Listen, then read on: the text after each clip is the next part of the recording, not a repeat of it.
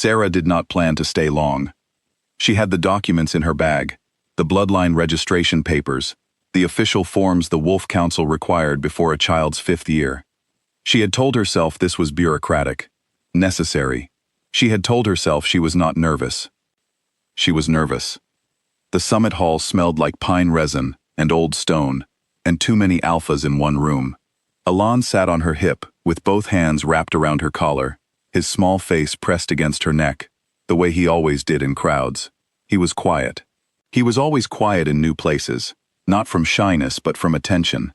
He watched things. He had been watching things since he was 8 months old, with those gray eyes that were not hers. She found the registration desk at the far end of the hall and joined the short queue. She did not look for him. She had promised herself she would not look for him. She looked for him anyway. He was across the room, standing with 3 senior pack leaders near the high windows, his back half turned. 5 years had not changed him much. Taller in the shoulders maybe, quieter in the face.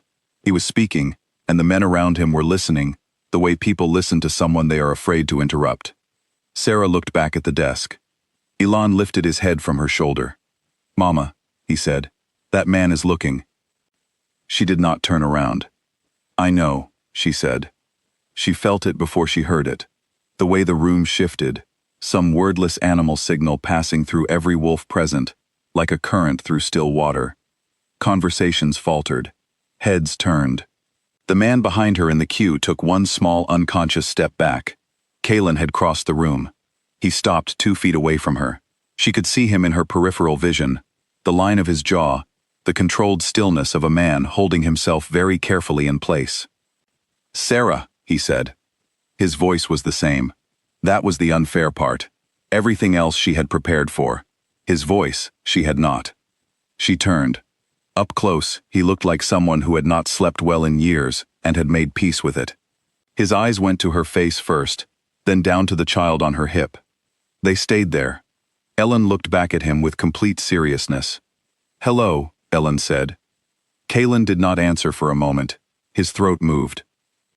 "Hello," he said finally. The registration clerk cleared her throat. Sarah turned back, completed the forms, signed where she was told to sign. Her hand was steady. She was proud of that. She handed the papers across, received her copies, folded them into her bag. She turned around and Kalen was still there. "We need to talk," he said. "I know." They found an empty side room, a council anteroom with a long table and chairs no one had sat in recently, and a window that looked out over the gray courtyard. Sarah set Alon down. He immediately went to investigate the corner where a water pitcher stood on a low shelf, and she did not stop him, because she needed her arms free and her attention clear. Sarah said Alon closed the door. They stood on opposite sides of the table. "How old?" he said. 4. He will be 5 in the spring. He did the arithmetic. She watched him do it. She watched him arrive at the number and stay with it. "You knew," he said, "when you left." "I suspected. I confirmed it after." "And you didn't."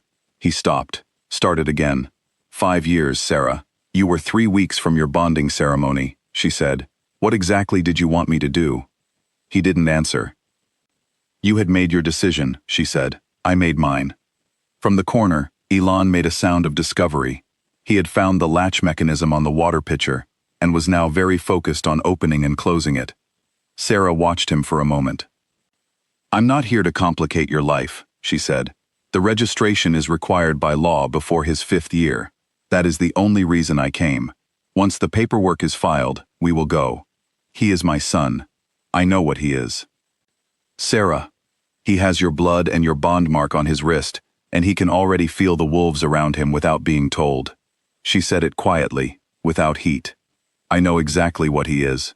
I have known since the moment he was born. You've known for about 4 minutes. Don't lecture me about what he is." That landed. She saw it land. "Good." "Mama," Elon announced from the corner, "I can make it drip." "Please don't make it drip." He considered this for 2 seconds, and then made it drip anyway. Kalen made a sound that was almost, a laugh. It died before it arrived, but Sarah heard the shape of it.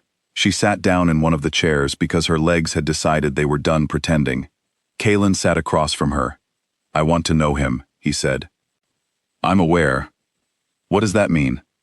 It means I knew that would be your answer, and I have not decided yet whether I will allow it. His jaw tightened. He is my son. And he is my child. He has been my child every day for 4 years. Every fever, every nightmare, every question I couldn't answer. That was me, alone. She kept her voice even. So yes, he is your son. And whether you are in his life is something I will decide when I am ready to decide it. Not in a side room at a summit while he is playing with a water pitcher.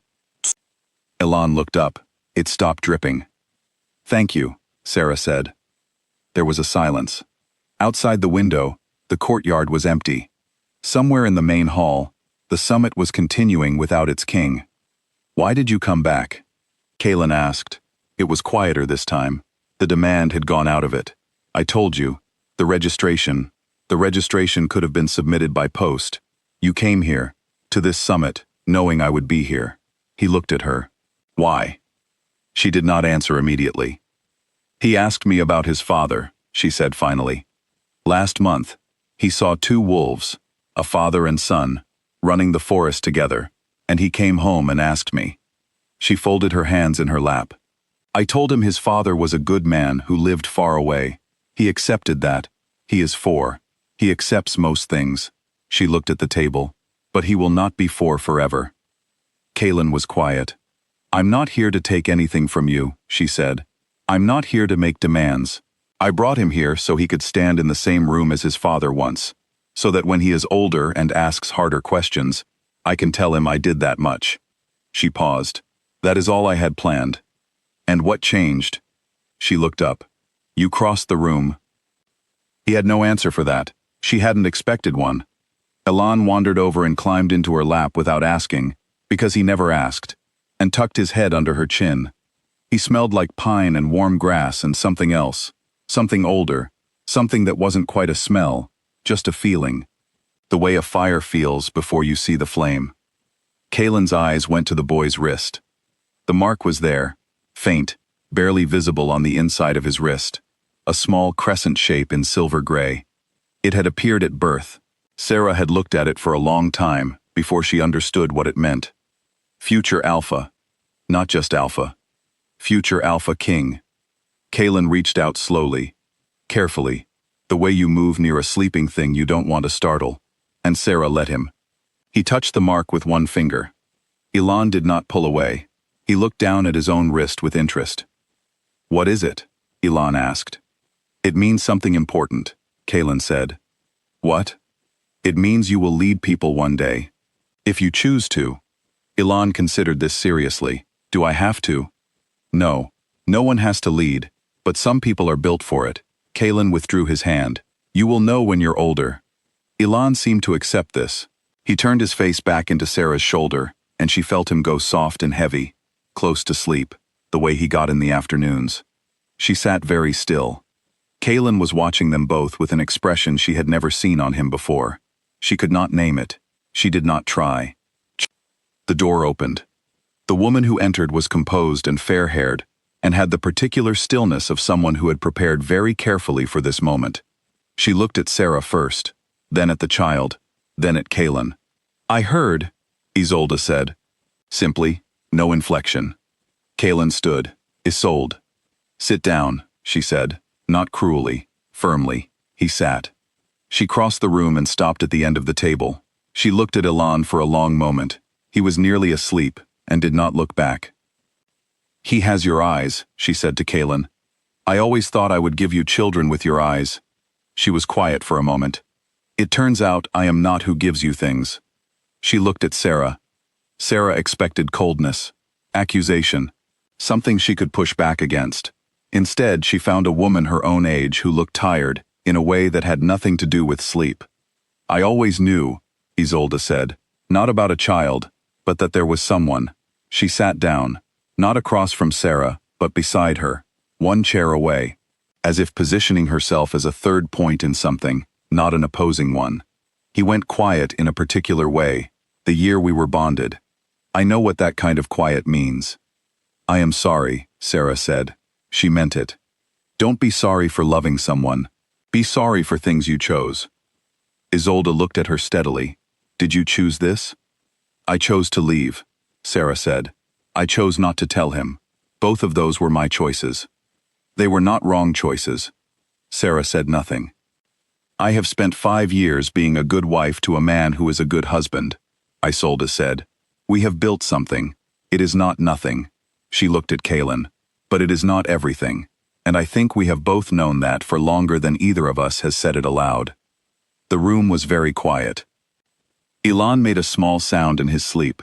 His hand opened and closed once against Sarah's collarbone, some dream reflex, and then he was still again. What happens now, Isolde said, is not my decision. It is yours. She stood. But I will tell you this. She looked at Sarah. Do not let him be a coward again. He is not by nature. But comfort makes cowards of capable men, and he has been comfortable for 5 years. She glanced at Kaelin. You know I am right. She left without waiting for a response. The door closed behind her. They sat in the new silence, and it was different from the first silence, heavier, and somehow cleaner. She is remarkable, Sarah said. Yes, Elan said. She is. They did not speak for a while. Elan slept. The light through the window shifted, afternoon moving toward evening, the summit continuing its business somewhere on the other side of the wall, the world behaving as though nothing in this room mattered, which was perhaps the strangest thing of all. I need time, Sarah said eventually. I know. I am not saying no, I am not saying yes. I am saying I need time, and I need you to let me have it without pressure. All right. She looked at him. That was too easy. You're agreeing too easily. I've had 5 years to think about what I would say if I ever saw you again, he said. Every version ended the same way. Me saying something that made it worse. He looked at her. So I am trying not to say things. She was quiet. He asked if you were a good man, she said. My son. He asked if his father was a good man. What did you say? I said yes. She shifted Elan slightly in her arms. I believed it when I said it. I want to keep believing it.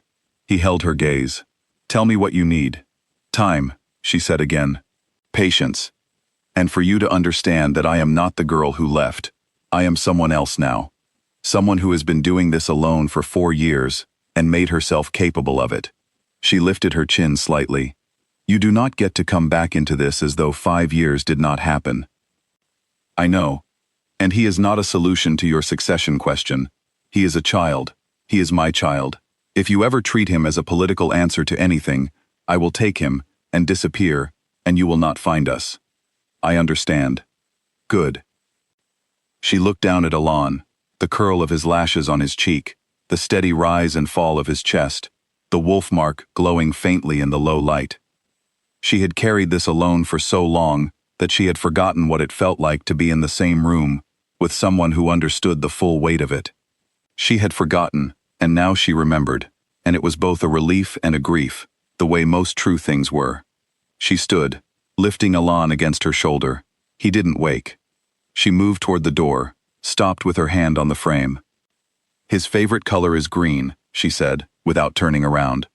He can't whistle yet, but he practices every day. He is afraid of very loud thunder, but he won't admit it. She paused.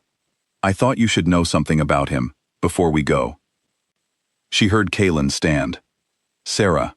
She turned.